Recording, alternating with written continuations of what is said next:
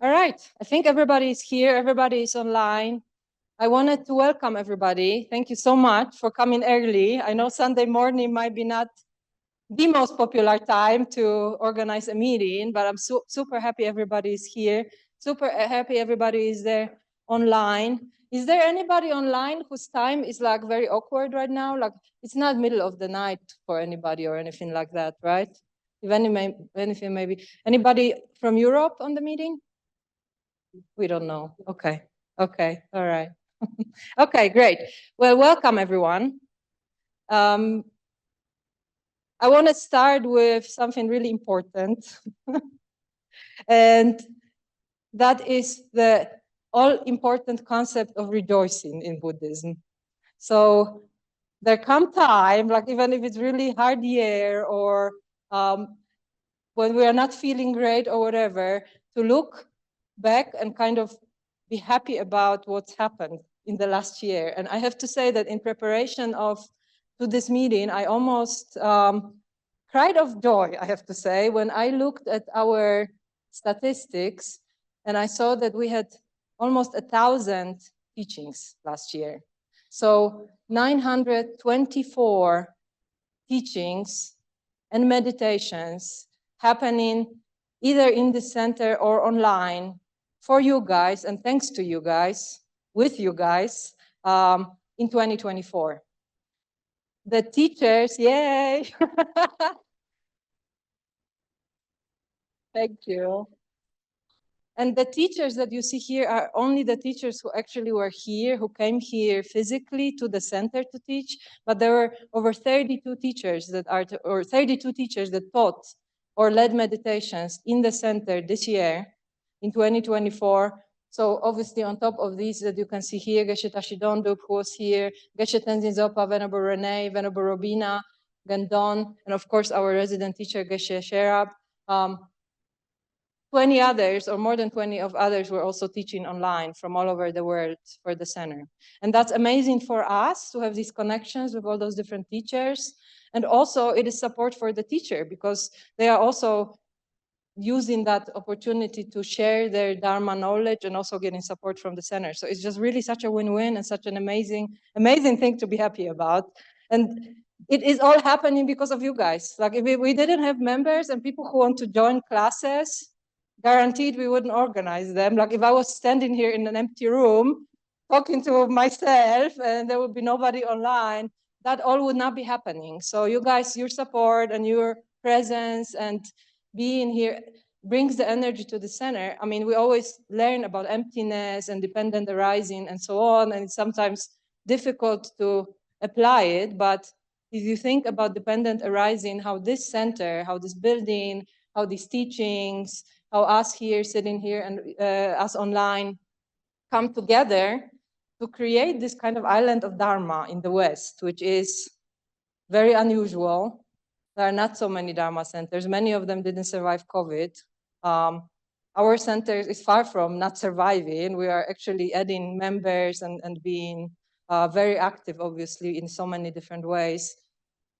It is all of us who are contributing to it. So everybody tap yourself on the shoulder, give yourself a big smile and rejoice because you are contributing to something very, very, very big and important. I mean, this is much bigger than any one of us, but each of us is important to keep it going and make it happen. So thank you so much.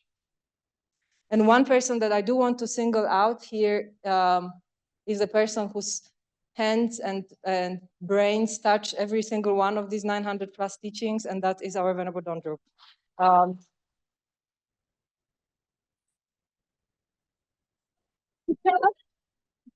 Fireworks!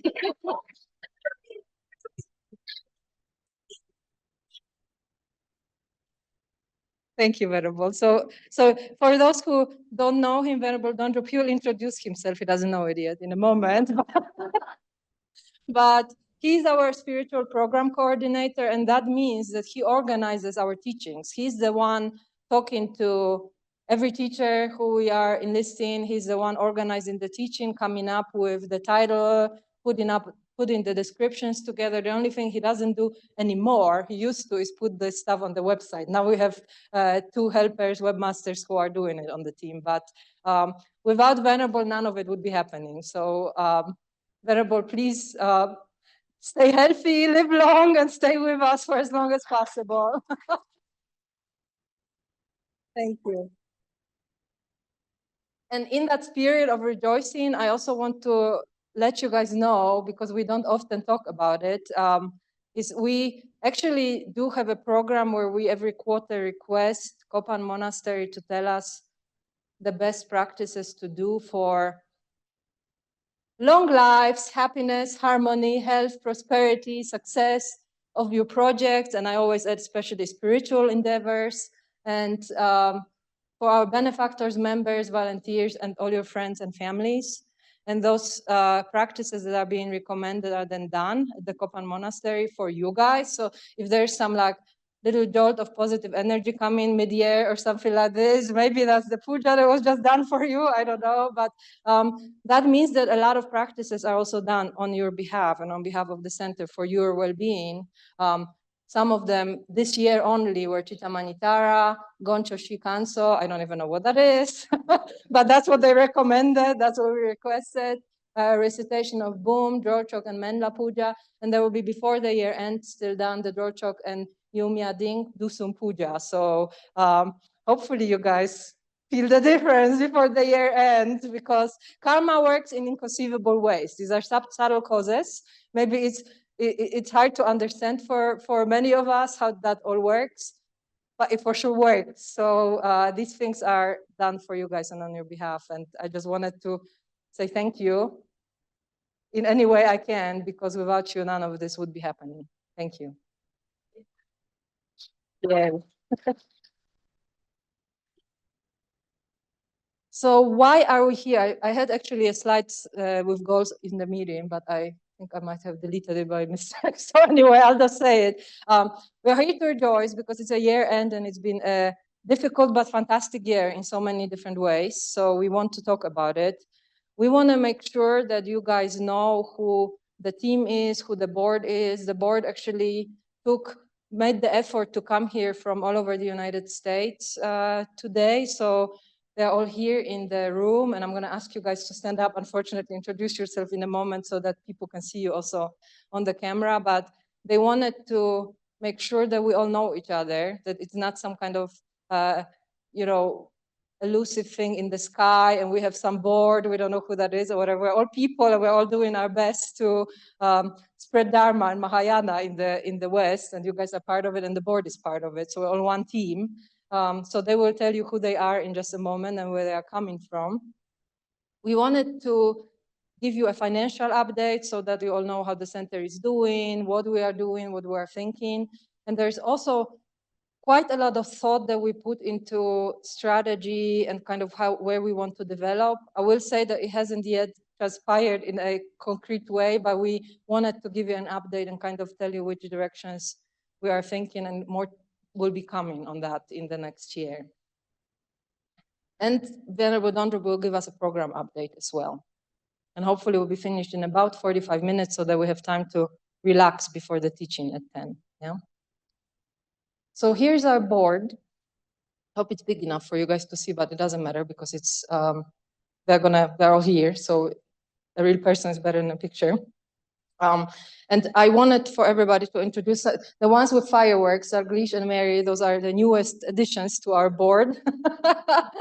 But we will start with Venerable Dondrub, who is one of our board members, and he already was mentioned before. Venerable, would you come to the middle if you don't mind, so that everybody can see you? You got it? Or do you want me to?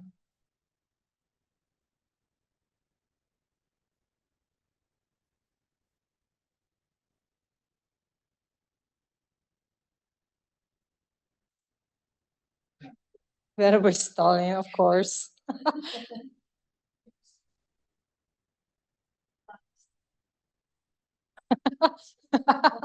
And you need to hold the mic in a very special way, Venerable, like very much away from you.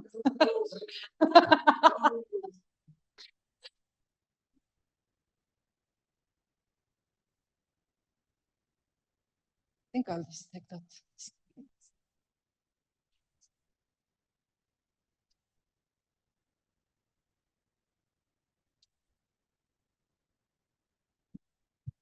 Am I doing other than introducing myself? Yes. Just Your slides. okay. Hello. So my name is Dondrub, and I'm the SPC here at the center. I started in January of 2022. Before that, I was the assistant to the SPC in 2021. Before that, it was at Samaj Center in Northern Virginia from 2010 to 2021. So I've been with FBMT since 2010. Was in Atlanta before that at the center there for 2 years. Yeah, so I'm also on the board right now, and yeah, that's me.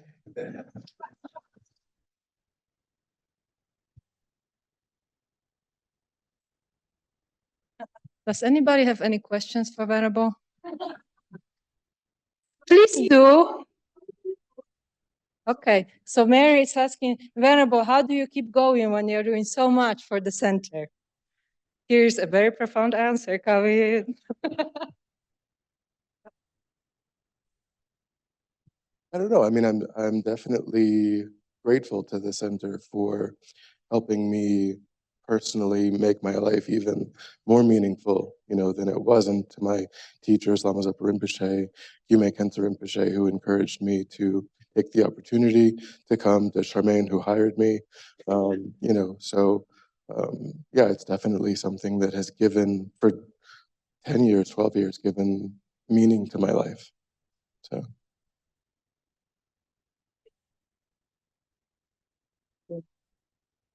So the short answer is bodhicitta, Venerable. Thank you. Thank you so much.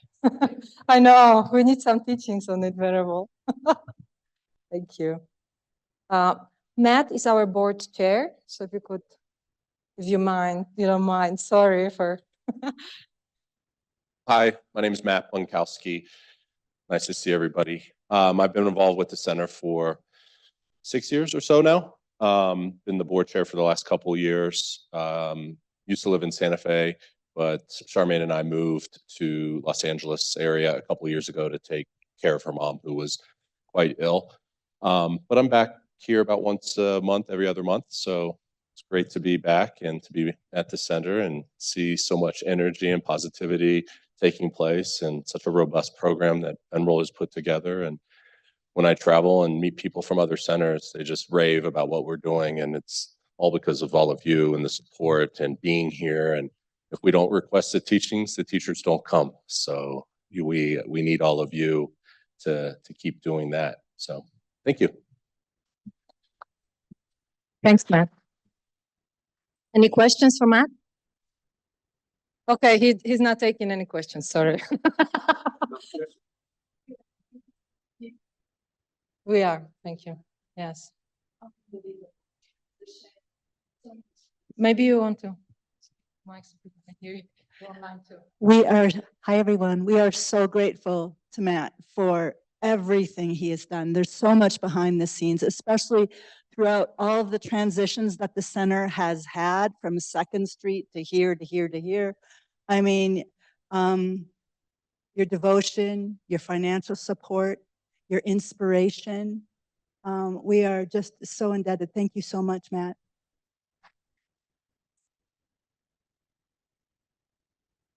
Thanks. Matt said it's team effort. Very, very, very humble. Thank you. One of our most senior members, not in years, well, maybe also in years, but in years of service for sure, is Charlene.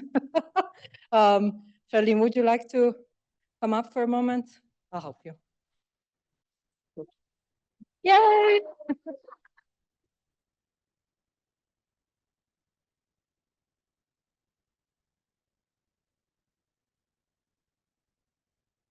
Hi. Hi online. I think everybody knows me.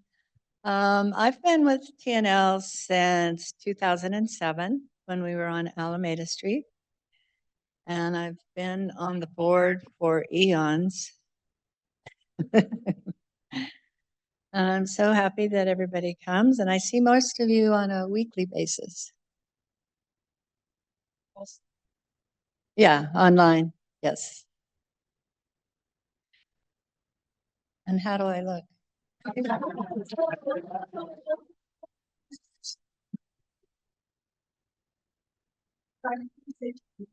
All right, Mary has something to say. Okay, Charlene, as a board member, has been through thick and thin with this center. I mean, cleaning the center, organizing the center, getting the programs going, supporting the board, supporting the operations, supporting the SPC, the altar, opening the doors, taking care of our teachers. I mean, I don't think we would be here also without Charlene. It's really, I mean, incredible. Since 2007, I mean, really indebted, aren't we all? Thank you so much.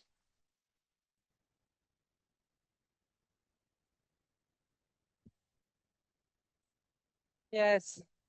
Mary said she loves Charlene's colorful presence, and you don't know, it's always matching and always different. It's not like a outfit for every day. So, and always perfect jewelry, yes. So you look really good, Charlene, to answer your question. Great.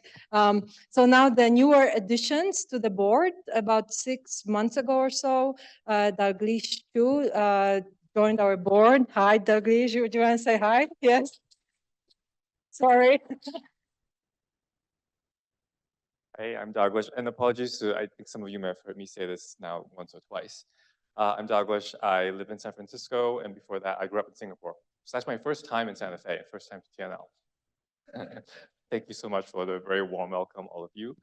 I have been in and around FPMT Center since 2009, when I first went to Kopan in Nepal. And I just want to echo what Nina said at the beginning. I was board chair of another center right when COVID hit. So, you know, your presence, people coming in the door, attending teachings, that's what we worry about all the time. You are the conversation of every board meeting. So every time you choose to attend a meeting online, in person, every time you click renew, like that's, well, first of all, you're benefiting yourself and all sentient beings. You also make our jobs a lot easier. So just know that you are on our minds all the time. This is why we do it. And thank you so much for showing up today as well. I rejoice.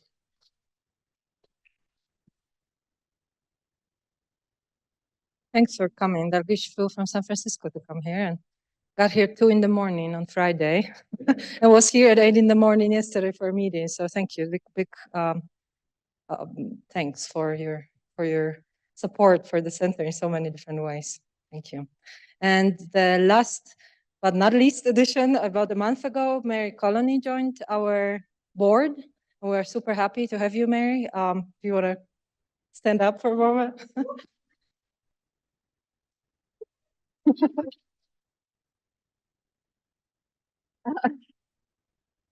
So I think there must be something in sports that says, you know, you want to join the winning team. Is that a sport thing? Yeah. So the last center I was the director of, it was me and my partner, Harry. There were 2 of us. There was nobody else. So after that last experience, I took a break from FPMT, did some retreat. And so when Nina asked me if I would join the board, and then I talked to Matt, and I thought, yeah, this is totally a winning team. This is like a center that's totally happening and all kinds of activities and a fabulous place. So I decided, yes, I could step in. And I do have some experience with FPMT. I've been around since 1980, have held quite a lot of positions in FPMT. So I don't think there's a whole lot I can offer to what's the current climate of Dharma and how to offer the Dharma in these modern horrible times, but I can offer some experience about the history of FPMT and yeah, just how we got here and our education programs in particular. I can offer some you know, historical reference and context. So yeah, I'm humble pie. She's very humble.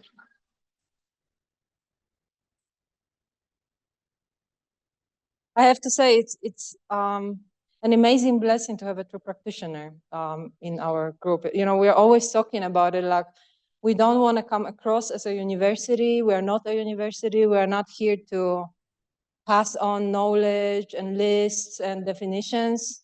We are here to create an experience within your mind.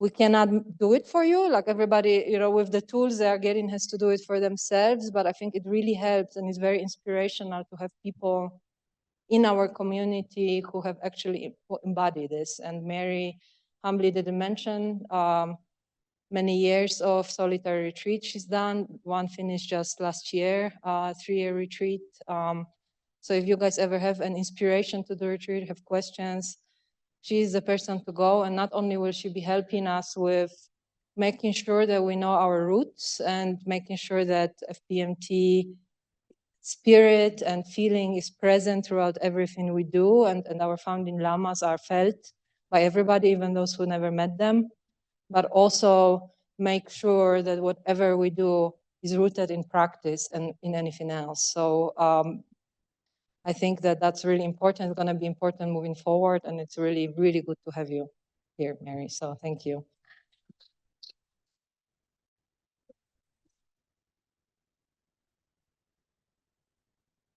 And I think in the room, everybody knows me probably better than they would wish to, but for those online, my name is Nina Highfill, and I'm the director of the center.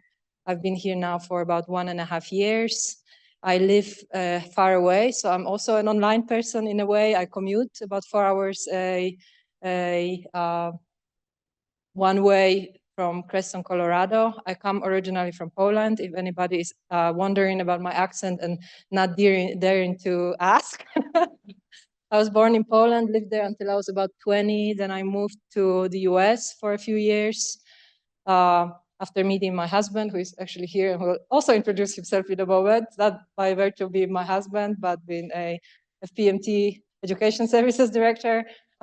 We moved to Switzerland for about 15 years, for 15 years.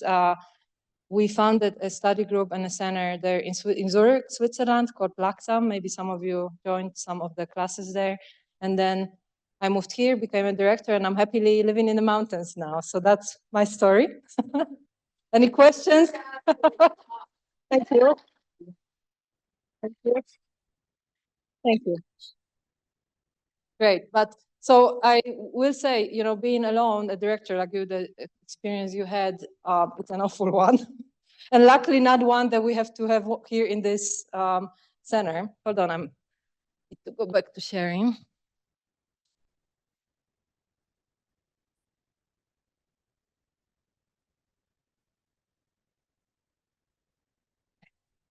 Because there's a huge team of people here. So I'm going to show a slide with our core team, and I just want to make a disclaimer here that the core team are the people who have a specific function in the center, and they also offer 1 to 2 hours of service on a weekly basis on average throughout the year. There's also a huge number of volunteers, and maybe many of you are belonging to that group, who come on a more occasional basis. For example, this morning at 7 in the morning, there were 3 people here, or 4 people even, helping to set up a breakfast, or when we have a event, and they are not in the core team, but they're also doing an amazing piece of work. So I don't want to single out these people as those are the only people helping in the center, because although this is a huge team, there's actually tens of more of people who are helping on occasional basis the center. So don't feel offended if you don't see your name here. It just means that you're working maybe less than 8 hours a month. But if you're working 2 hours a month, that's 2 hours that would not have been done otherwise. So that's presentation is not working. That's not good.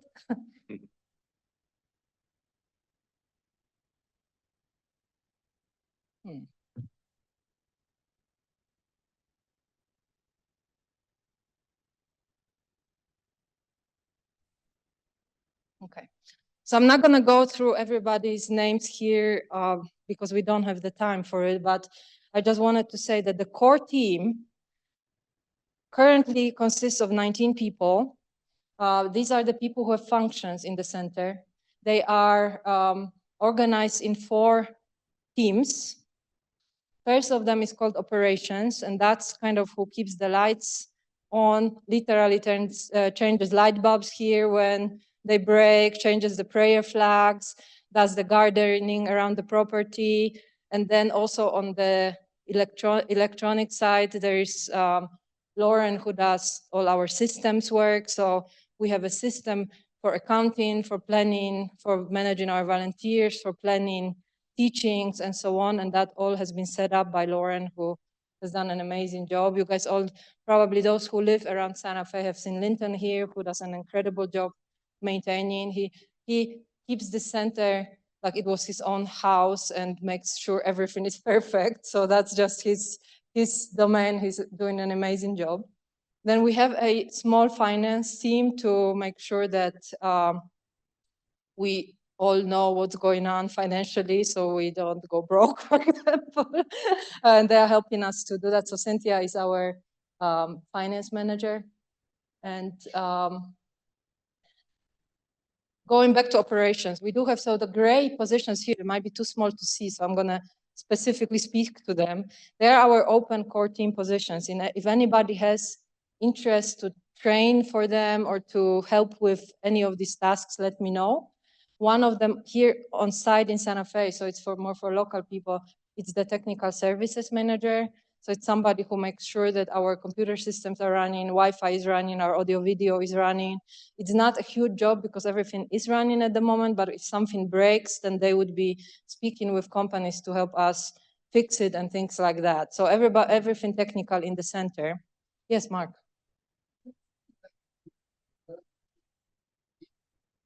Awesome. All right.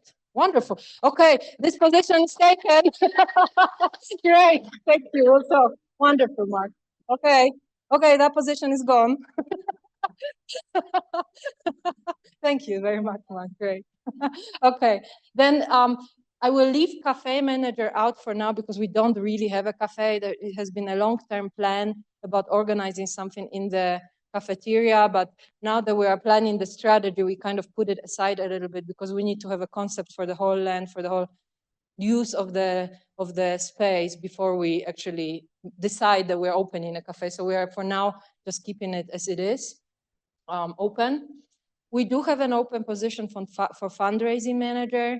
So that would be the person organizing any kind of fundraising drives, dealing, contacting benefactors, potential benefactors, meeting people, getting grants, and anything around fundraising. And I can't even describe it because this is how little I know about fundraising actually. So I can't even read. A person would need to help me write the job description because I know too little about it really to know what needs to be done. But that one is open and would be great to have help with that. Then we have a whole marketing and public relations team. So that's where all the communications you guys know about come from, like all the newsletters are put together by them. Our website is maintained and run by them, all our social media stuff. And then there's also a program there, which is led by Chris Caltagirone, Dharma Care program, which is about helping people in need within our community to do whatever. I won't speak much about it because Chris, are you online? Yes, Nina, I'm here. Okay, great. So Chris will tell us a little bit about Dharma program in the moment. And then we have people care. Peoples here.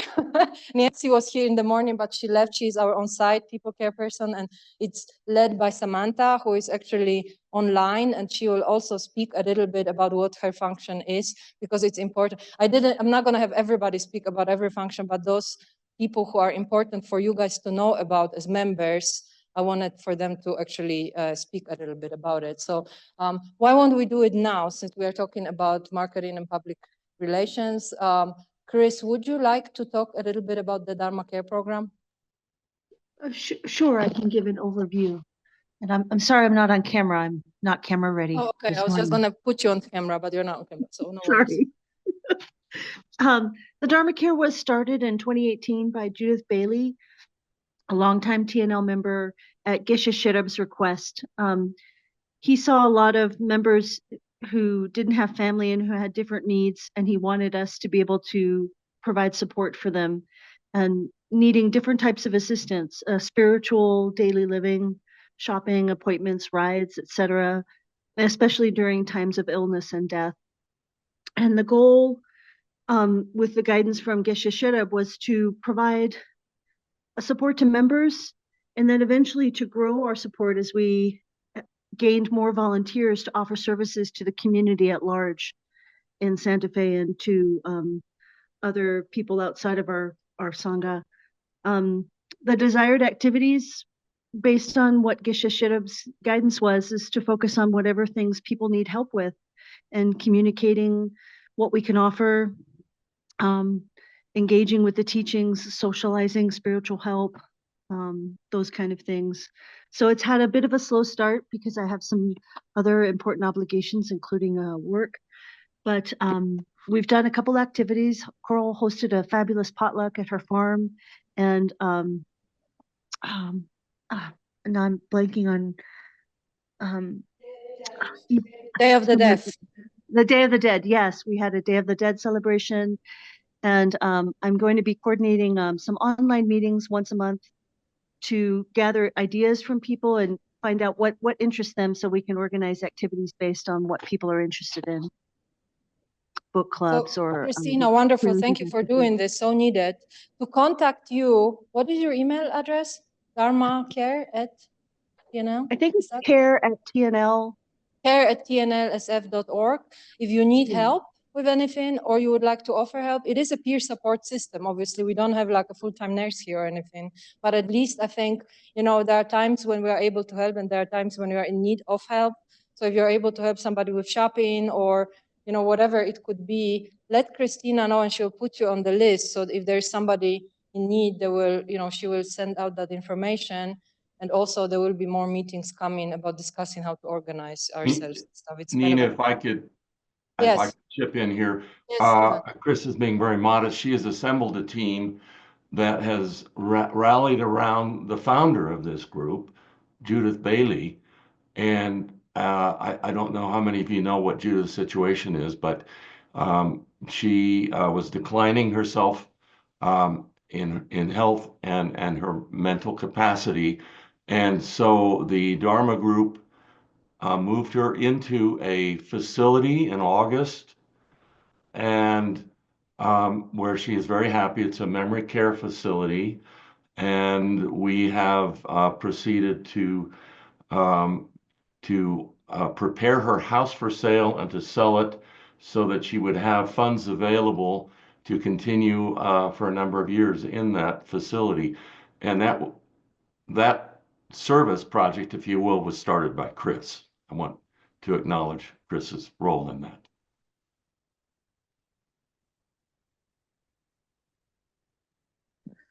thank you very much for Steve. doing it. But there are so many members at TNL that are giving and have been supporting our lovely Judith.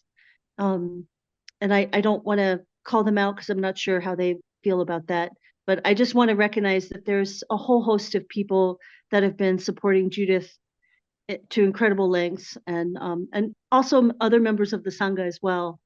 And I just want to acknowledge them and thank them for all that wonderful service.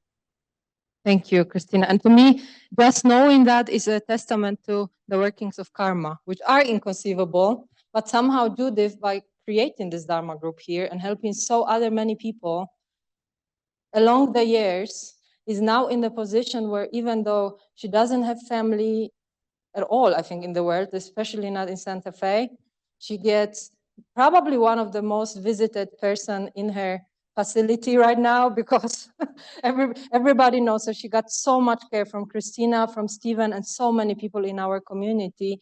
And this is how we create the causes to be helped. So if you are younger, think about it, and capable, think about it, because this is how we create causes to then be in the situation in the future, so that we are not alone and we do get the help that we need.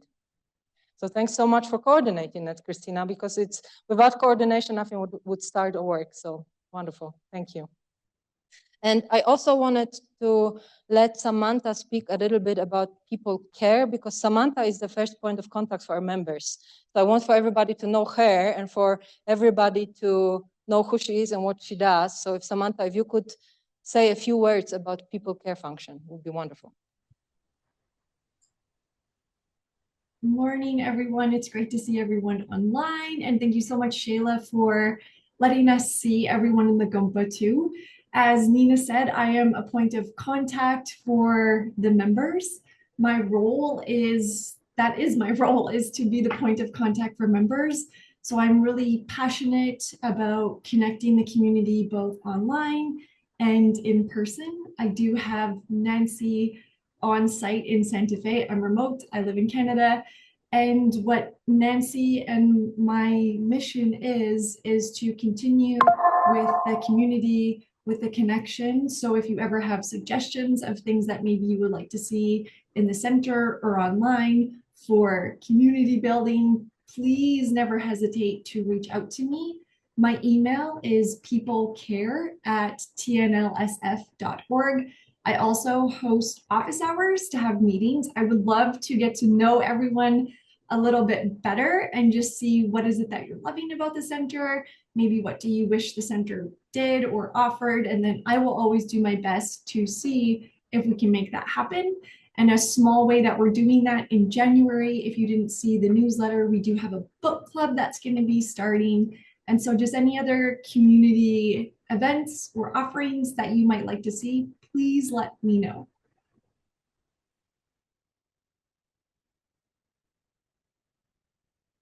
Thanks so much, Samantha. Any questions for Samantha before we move on, or for Christina? All right. Great. And then the biggest team that was not mentioned yet is our education team. And you guys, this will be a theme throughout the whole Buddhist Center activities. Education and our program, that is our offering to sentient beings. So that's where we invest the most money. That's where our biggest expense is actually throughout the year. That's where we have the biggest number of helpers. Headed by Venerable Dondrub, couldn't be a better head of education department. I will start with saying that we have a gray area in this upper corner which says management team. Venerable Dondrub would love to have an assistant, SPC, so that he's allowed to get sick sometimes, for example, or or sleep, for example, or something like that. So he is looking for some help in that area, in the area of programming and contacting teachers and developing the program. So if anybody has 1 to 2 hours a week to offer in that capacity, we would welcome you guys. So that's number one announcement. Then the education team is not just putting the program together, it's also organizing events. It's also making sure the YouTubes get on the website really quickly after the event we put up. You can see that within hours, usually we have already that recording available for everybody on YouTube. It's also other programs that are running. We have a person responsible for caring for our teachers. So when people come, we make sure they have food provided, they have everything they need, and they are driven to the center and things like this. So there's quite a lot of things that come into organizing the program. And then there's also the whole area of Zoom hosting. And that's where I would say we have the biggest need at the moment. And I specifically wanted to ask you, Shayla, to maybe come up and talk about it a little bit, because to become a Zoom host is not a big sacrifice, but it's a big help, I have to say. So Shayla will speak a little bit about this. I'm sorry, my slides are not changing again. But here, I'm Shayla. It's wonderful to be here. You guys have no idea how lovely it is to see you all in 3D and all of my buddies online. Hi, you guys. This is probably one of the most rewarding experiences for me, is getting to spend my time online. I get to help, and I actually have Zoom hosted from Budapest, London, and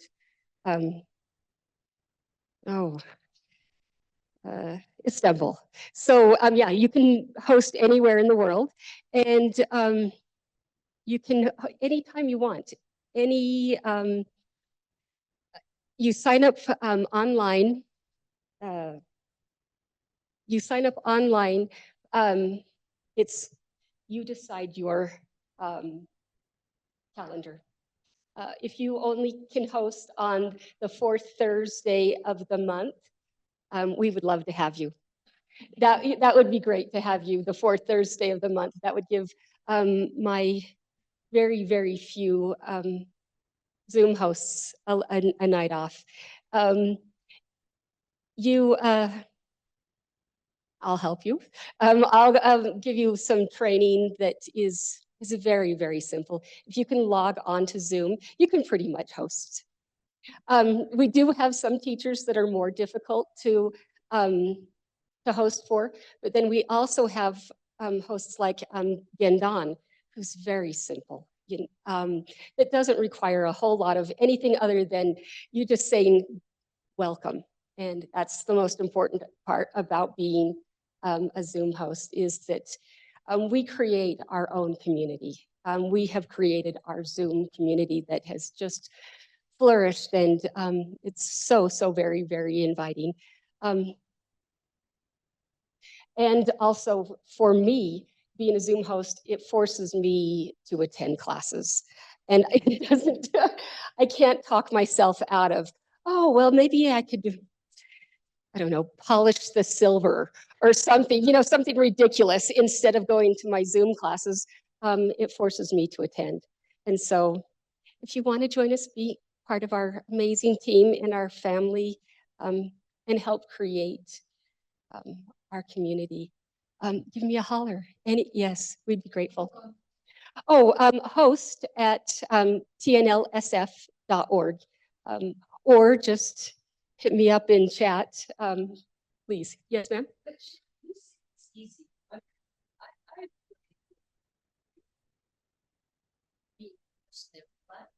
can't say it's easy. Nina's totally technically savvy, and she just had that was me out. I was so nervous. Absolutely. So for those of you guys who couldn't hear, Mary was commenting on how oftentimes we have technical difficulties, and yeah, we do have little nervous breakdowns. I'm going to be honest, but that's okay. But we have amazing people like Lou and Venerable Dondrub, and we have Stephen has helped tremendously. Jeff, yes, a lot of us are. Yes, a lot of us are. Yes, we have Mary. You have no idea how many times Mary. Yes. Yes, Bill. Yes, absolutely. Bill is another one of our co-hosts, our hosts, and yes, we back each other up. We, like when I said, we are a family. We are a team. We help each other. You're not going to be left there to flail. I promise. You will have a whole team behind you. Yeah, we support each other 100%. Thank you, and I hope to see you guys soon. Thank you. Host at TNLSF. That's Sheila. Great. Thank you very much, Sheila. And we'll have to run through some slides, but that's okay. It's just sharing of information.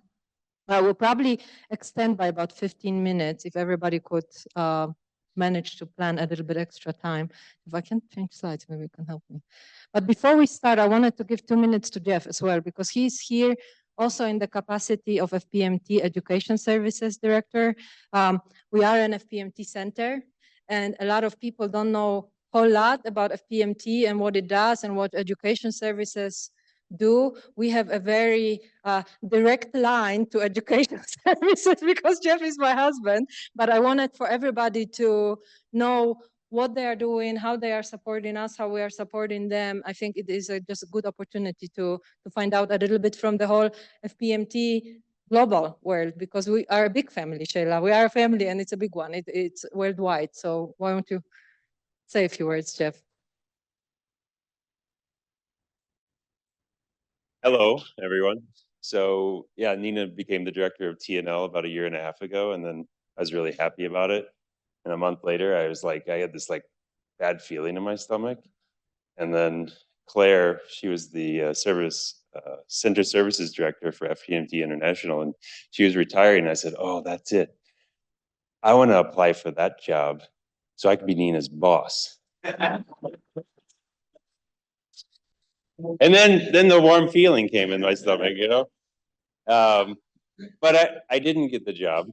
I got the job of education services director, which I think actually suits me much better. So anyway, I'm just here in that capacity speaking to you, and I wanted to say there's a lot that goes on, but what happens here at the centers is where the rubber meets the road, right?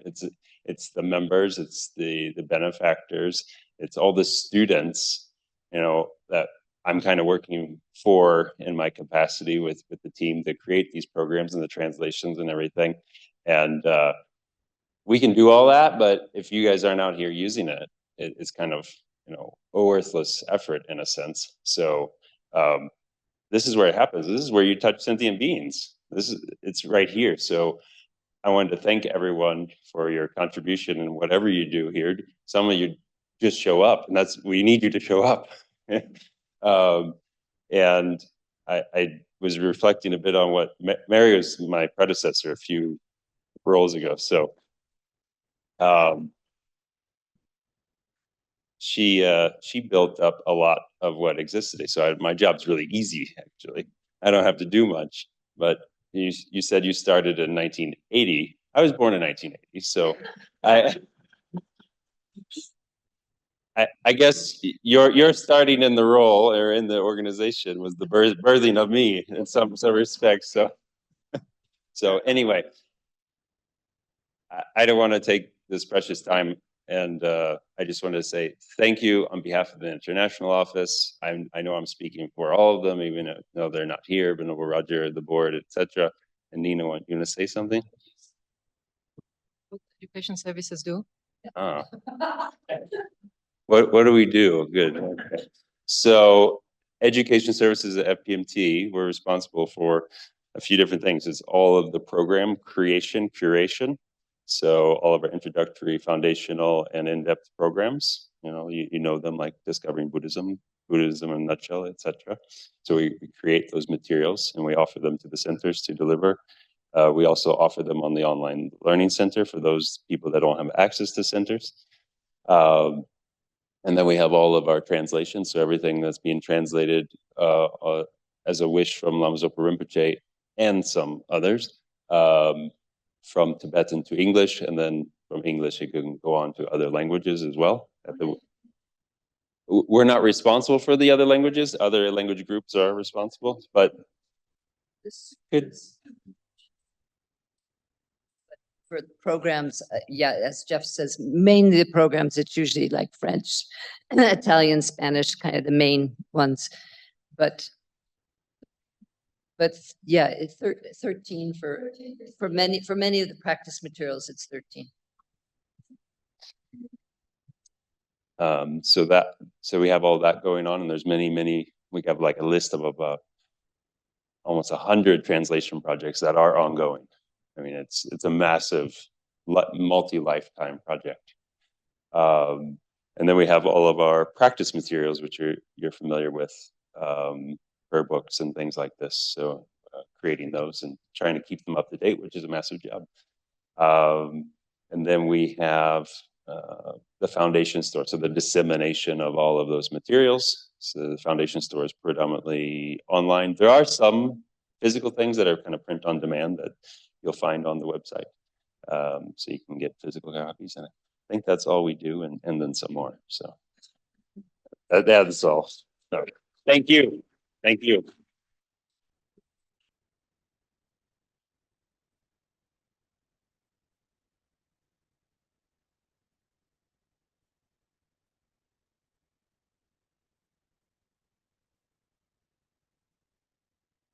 Nina would like for me to talk about the money at the center and the finances. We're actually in a great position from a financial standpoint. I think this is the healthiest the center has ever been. So again, relative to other centers around the world, don't have that luxury, and they're not in the financial shape that we are in. So again, that's due to the support of all of our members around the world. On this slide here, just shows over the last 5 years, the total number of donations per year. So it kind of goes up and down. And in general, across the nonprofit world, giving is down across all sorts of causes. But you can see, we're pretty steady or have actually grown over the last 5 years. And if we look pre-COVID, our total annual giving was about half. So we're in a really, really good shape financially. On the right there, you can see our current cash balance at the bank, almost $54,000. And actually, we received a couple very generous checks over the weekend. So that will go up to about $74,000. So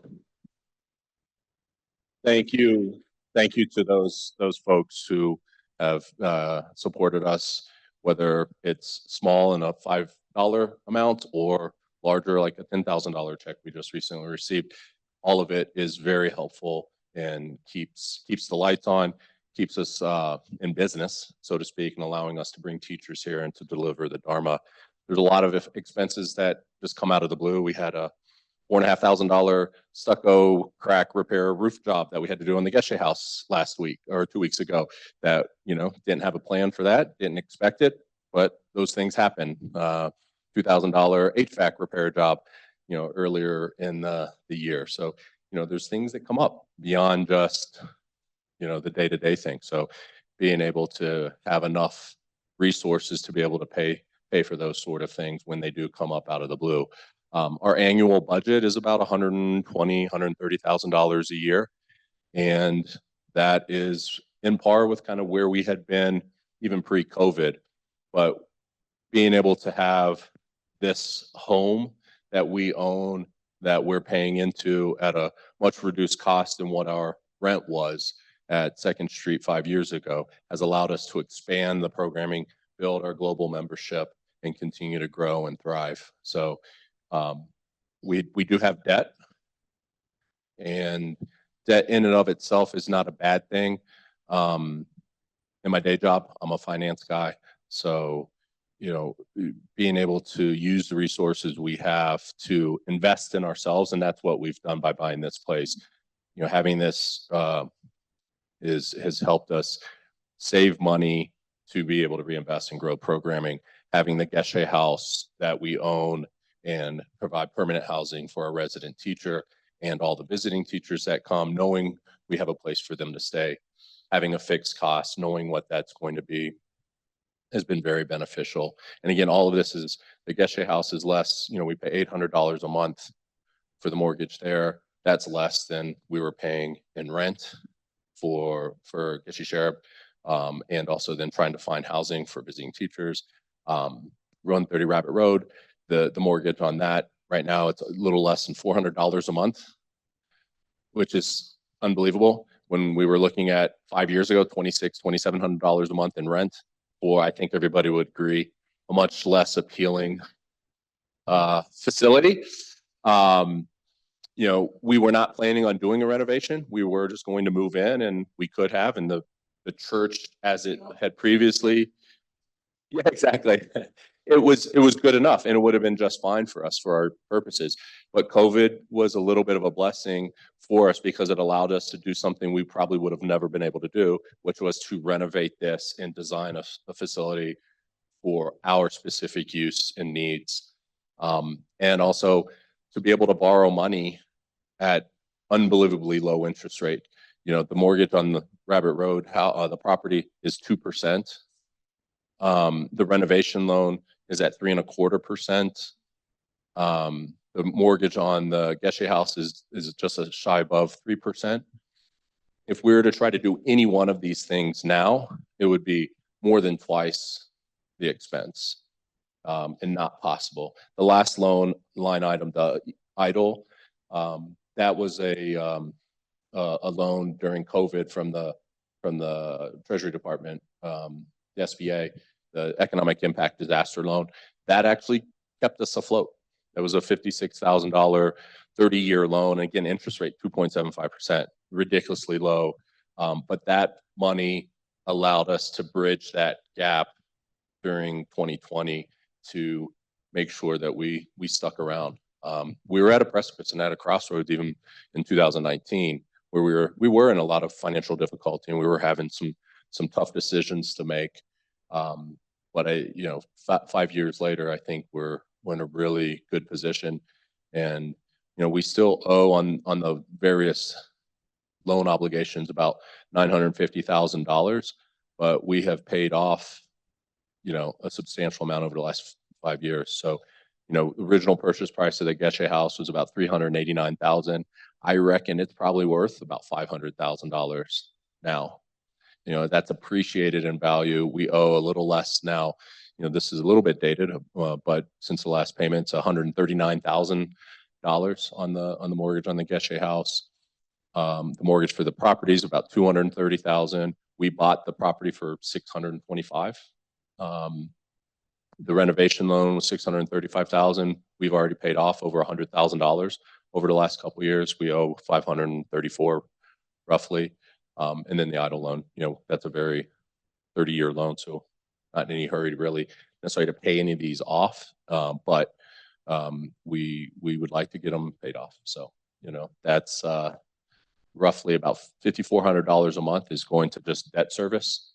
The other $7,000 or $8,000 a month is primarily for our teachers to bring them in, from India, from Australia, from different parts of the world, different parts of the country, and provide the dharma and the teachings to all of you. So, any questions about finances and debt?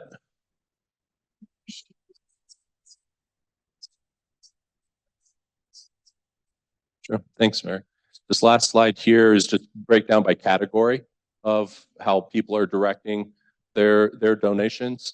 You can see in 2020, a lot of the donations were directed towards Rabbit Road for when we purchased this property 2 years ago. The most was going towards the Geshe house when we bought that. So that will shift from time to time as there's certain opportunities, projects, priorities.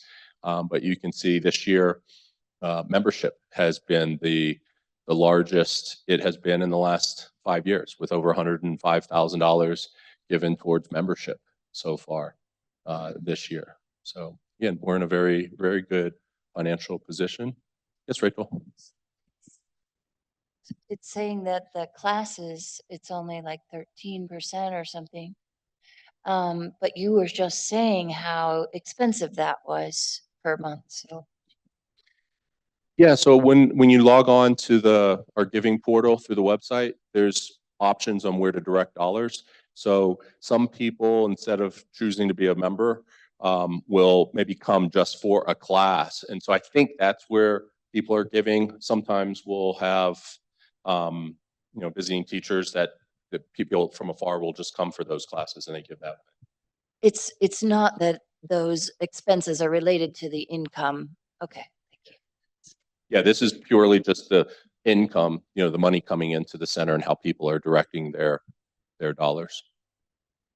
Any other questions? Anybody online have any questions? I don't know if anything in the chat, Shayla.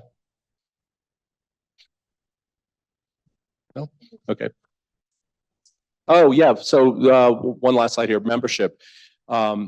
You can also see here, this goes back over the last 4 years, and in 5 years, membership has more than doubled. Prior to 2020, we didn't really have a mechanism to accurately track membership, but in 2020, when we were first started to be able to track, we were at 46 members. We have grown and we have a global membership, a very strong and robust, warm, welcoming online presence and membership. Mike is here in the center for the first time today, and had been joining us online. Sorry to point you out, Mike, but all of you online, please come visit. Shayla's visiting from Utah, so we have a lot of folks online, but when you come here, we want to make sure you're welcomed both in person as well as virtually. Our membership is growing, and we have over 102 members as of November. So that's how we stay in business, is by you all supporting us, and as Dalglish and others have said, just being here, showing up for the classes and for the teachings. Yeah, the 16 benefactors. So we created a separate category this past year, benefactors. The benefactors are those who are giving above the $50 a month, and it's 200 on average, 200 per month or more. So $2,400 or more per year is the benefactor kind of category. So we have 16 generous people that are, above and beyond from a financial standpoint. Yeah. Thanks, everybody. Thank you very much, Mark. So, Venerable, we already spoke a little bit what happened last year. So if you could just speak to what's coming up, because I think that's what people are interested in, that would be great.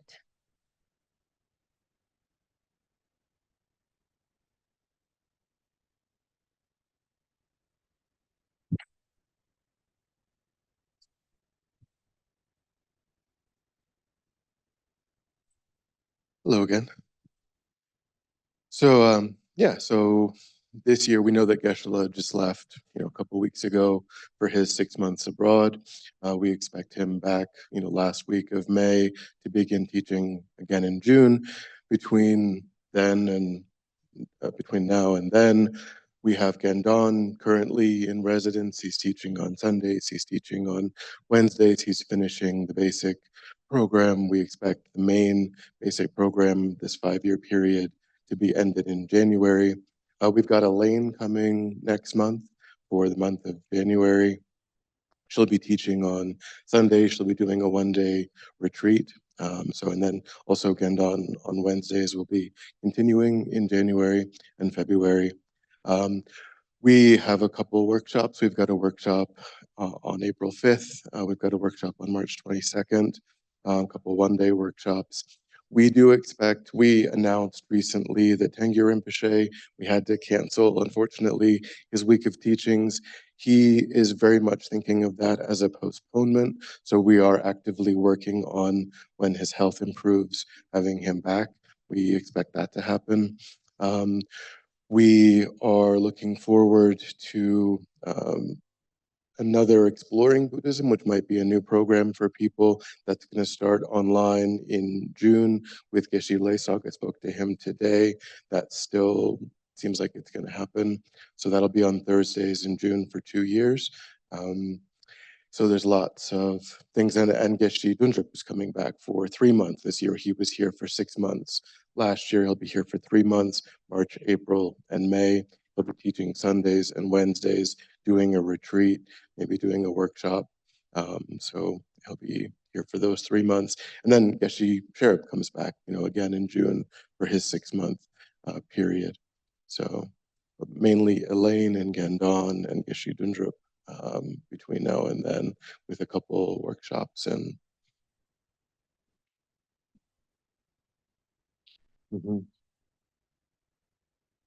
Yeah. So on March 22nd, we've got sort of more of we have Jim Hagan, Nina knows. He is a retired professor. He's traveled the world. He's done lots of photography of Buddhist sacred sites. So he's going to give a presentation on his world travels on Buddhist sacred sites and talk about architecture and sacred art and architecture. And then also Jeremy Chance. He's a world-renowned practitioner of what's called the Alexander technique, which is a somatic kind of movement process that I don't know a lot about, but he'll be here in April 5th for a workshop.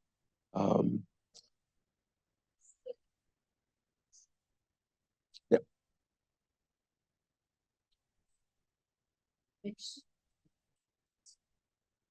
Mm-hmm.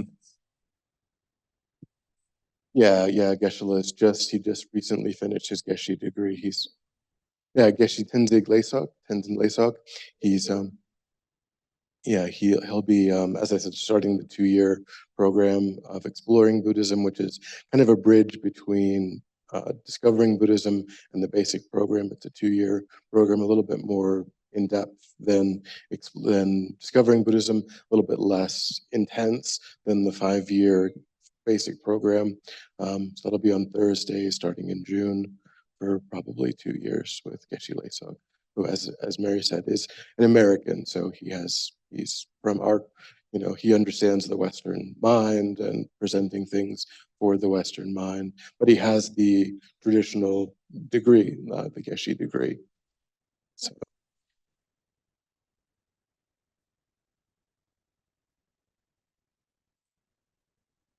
Big year coming up. Wonderful. Thank you very much. I wanted to share more about strategy and goals, but I think I will do it very briefly. Just tell you guys we're working on it. We are working on it with some guiding principles that are all rooted in our guiding lamas. So we wanted to make sure that this is not some kind of corporate exercise of SWOT analysis and whatever. We want from A to Z to make sure that it's a dharma exercise. So we took some guiding principles that are very much rooted in FPMT and what Lama Yeshe said and things like this. We have a start of the strategy. It's not yet completely finished, but these are kind of our main focus points. We called it an Omani Padme Hum or Omani Padme Hum strategy. So the main point is our offering, and that is our program. There, don't expect many changes in terms of doing less. So like what you see here, we don't do less, we do more, coming from Amazopa. That's coming to our program. So in terms of offerings, what we did notice is that we need to rearrange and restructure a little bit the way we present the whole picture of the program. So there will be something coming up called Student Journey, where everybody can find themselves on the path and know what next courses might be good for them. Especially for newcomers, it might be very helpful to know which courses are specifically designed for beginners. And so that's one thing we want to do, is kind of map the program a little better. And secondly, we want to add more programs, kind of touch point offerings for newcomers. That's mostly what we are going to be working on starting next year. Hi, Octavio. Then we want to also make merit generation kind of an integral part of the strategy. These are subtle causes. I spoke about it before, but we want to make sure that we hit those points. So things like practices, feng shui, and other things like that, we want to make sure to be part of our strategy. Then we want to start thinking, and maybe it's not going to happen next year, but about hiring people at fair wages, having some key positions that are not totally volunteer run. You have to imagine, for example, if we try to keep the center open every day from 8 in the morning to 8 in the evening, just kind of giving an example, we would need somebody whose job it is, because otherwise I don't think we can piece it together from 2 hours a week volunteering position. So these are the kind of things we are thinking about. Or, if a key position had to move to town, rent a place or something like this, it will be very difficult for them to do that on volunteer kind of situation. So we are thinking about making this a very sustainable, long-term kind of project. And sustainable, I don't think the next 5 years, but more like, how do we make sure that the center is still here in 100 years kind of thing, So these are the things we are thinking about. And mind, this is a 5-year strategy. So maybe it's not happening next year, but maybe it happens in 5 years. We just want to have that on the radar as a priority.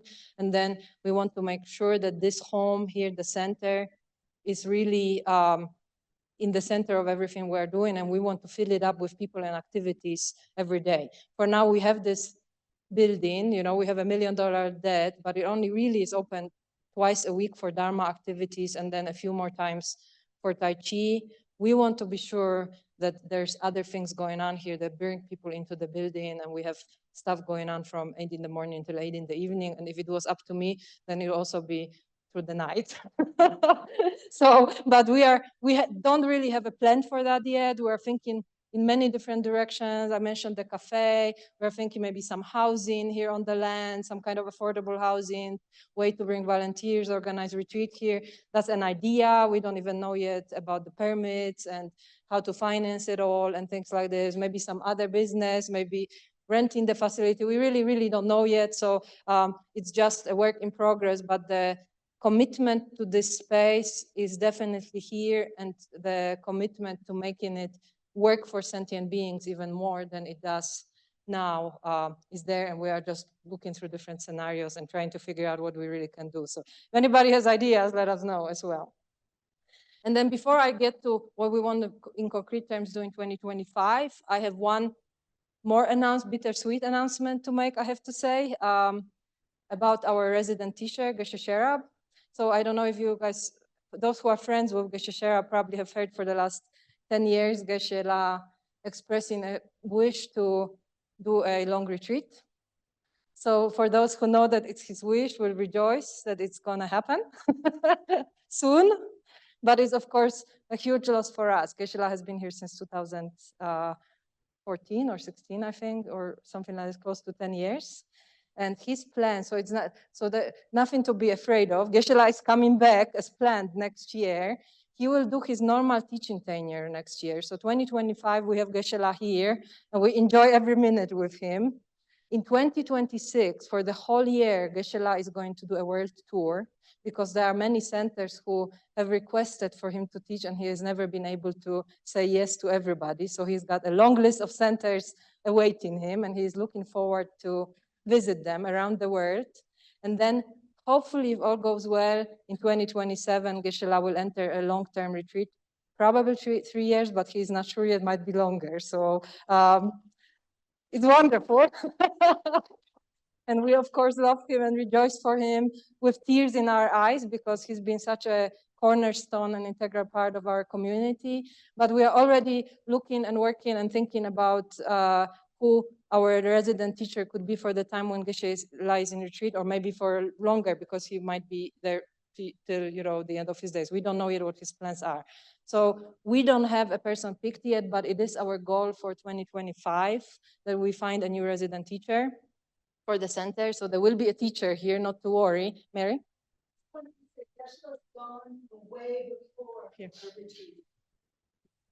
It's also important for our community to remember that Geshe Sherab went away for a retreat before. Our practices got stronger. We became more committed, and he came back. So it's really, it works well for everybody. Thank you for mentioning this. Great. So that's going to be a work for us as a board and for us as community for 2025. There will be a 25th anniversary of the center in 2025. The center, actually, the study group started in 2000 in May. And there will be, so we don't know yet what it's going to involve. Bill is in charge. So if anybody has ideas or questions, ask Bill.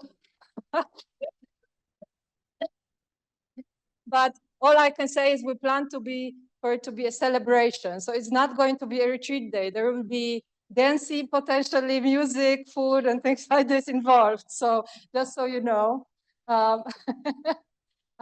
There is a global meeting at Kopan Monastery in Nepal in April. And as far as I know, Matt and I will represent our center in there to put ourselves also on the map globally and make sure that we have influence in what is happening in the whole big organization of PMT, also meet people from other centers around the world and things like this. So you will hear a lot more about it in the next year. We want to create a master plan for the landscaping around the center, just so that we kind of know where holy objects go, what do we want to do here. I mentioned housing potentially. We don't know yet if that's feasible or doable, but that would be part of it and so on. So that's something we'll be working on in 2025. Just because there's people wanting to plant trees and people wanting to put EV chargers. And if you are one of the people who had that idea and I kind of put you off, I think it's all great ideas, but we first need to know what we want to do in general, and then we will start implementing those plans around those things. We have a Kshitigarbha statue, a beautiful statue of Bodhisattva Kshitigarbha that will be installed next year somewhere. When we have the master plan, we'll know where. We don't know yet. That's part of it. Then I spoke already about the program, student journey, touch point offering, so be more of that. And that's more or less what we are planning to do in 2025 in terms of center work, so to speak. And with that,